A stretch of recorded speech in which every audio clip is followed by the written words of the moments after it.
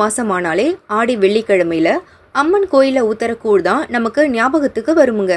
அந்த வகையில சேலம் மாவட்டம் கெங்கவல்லியில உள்ள அங்காள பரமேஸ்வரி அம்மன் கோயில அம்மனுக்கு சிறப்பு பூஜைகள் நடத்தினாங்க. பிறகு அம்மனுக்கு படையல் செஞ்ச ஆடி கூட பக்தர்களுக்கு ஊத்துனாங்க. சுத்து வட்டார பகுதியைச் சேர்ந்த ஏராளமான பக்தர்களும் அம்மனை கும்பிட்டுட்டு ஆடி கூட வாங்கி அமிர்தமா குடிச்சாங்க.